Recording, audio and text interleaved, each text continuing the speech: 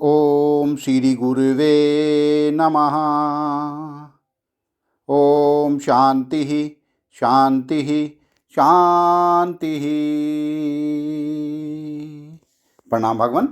भगवान योग वासिष्ठ महारामायण से निर्वाण प्रकरण उत्तरार्ध और सर्ग नंबर 65 लेते हैं भगवान, जिसमें शीर्षक है विद्याधरी का वैराग्य और अपने तथा पति के लिए तत्व ज्ञान का उपदेश देने हेतु उसकी वशिष्ठ मुनि से प्रार्थना।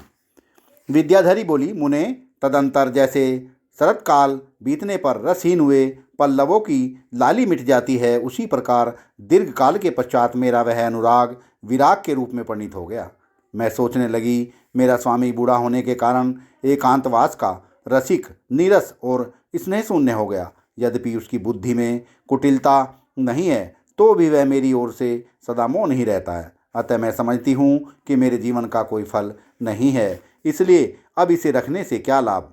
बचपन से ही विधवा हो जाना अच्छा है, मर जाना भी अच्छा है, अथवा रोगों का आक्रमण तथा दूसरी विपत्तियों का टूट पड़ना भी अच्छा है, परंतु जिसका स्वभाव मन के अनुकूल न हो, ऐसे पति का मिलना अच्छा नहीं। उसी स्त्री का जीवन सफल है जिसका पति सदा उसके अनुकूल चलता हो। वही धन संपत्ति सार्थक है जिसका साधु पुरुष उपयोग करते हैं, तथा वही बुद्धि, वही साधुता और वही समदर्शिता उत्तम है जो मधुर एवं उदार है। यदि पति और पत्नी एक दूसरे के प्रति अनुराग रखते हों तो उनके मन को आदि व्याधियों, विपत्ति समूह तथा दुर्भिक्ष लाने वाले उपद्रव भी कष्ट नहीं पहुंचा सकते। जिन स्त्रियों के पति प्रतिकूल स्वभाव वाले हों तथा जो स्त्रियां विधवा हो गई हों, अथवा उनके लिए फूलों से भरी हुई पुष्प वाटिकाएँ तथा नंदनवन की भूमियाँ और मरुभूमि के समान दुखद हो जाती हैं। संसार के सारे पदार्थ स्त्रियों द्वारा स्वेच्छानुसार त्याग दिए जाते हैं, परंतु वे किसी भी दशा में पति को नहीं त्याग सकती। मुनीश्वर, अब मेरा वह पति विषयक अनुराग वैसे ही विराग रूप में परिणित हो गया है, जैसे पाले की मारी या जलाई कमलिनी का राग क्रमशः नीरस हो जाता है। मुने, अब मुझे समस्त पदार्थों के प्रति वैराग्य हो गया है, इसलिए मैं इस समय आपके उपदेश से अपनी मुक्ति चाहती हूँ।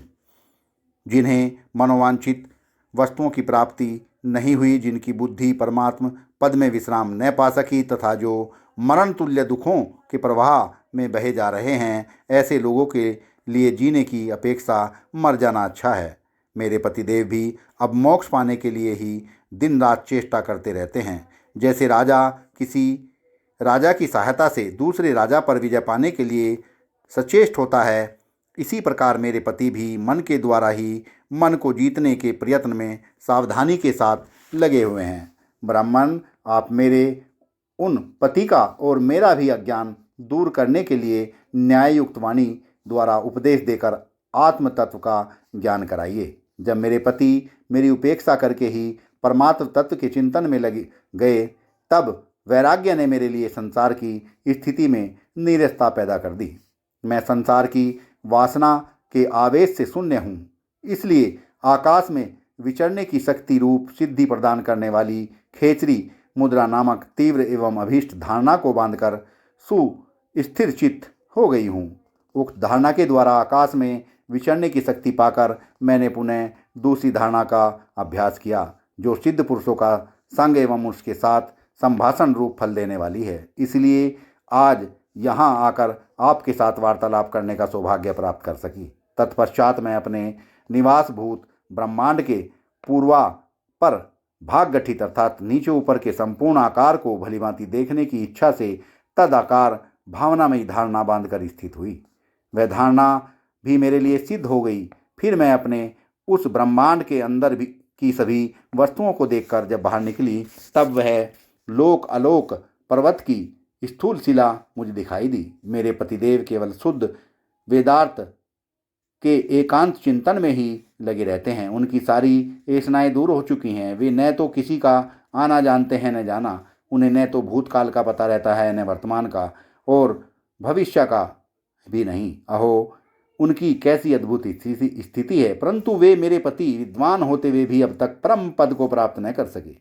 अब वे और अब वे और मैं दोनों ही परम पद को पाने की इच्छा रखते हैं। ब्राह्मण, आपको हमारी यह प्रार्थना सफल करनी चाहिए, क्योंकि महापुरुषों के पास आए हुए कोई भी याचक कभी विफल मनोरथ नहीं होते। दूसरों को मान देने वाले महर से मैं आकाश मंडल में सिद्ध समूहों के बीच सदा घूमती रहती हूँ, परंतु यहाँ आपके सिवा दूसरे किसी ऐसे महात्मा को नहीं देखती जो अज्ञान के गहन मन को दग्ध करने के लिए दावानल के तुल्य हो। ब्राह्मण, करुणा सागर संत महात्मा अकारण ही प्रार्थी जनों की मनोवांछा पूर्ण किया करते हैं, इसलिए आपकी शरण में आई हुई मुझ अबला का आप तिरस्कार न करें। तत्व ज्ञान का उपदेश देकर मुझे और मेरे पति को कृतार्थ करें। सत्संग को विराम देते हैं भगवान। प्रणाम भगवान।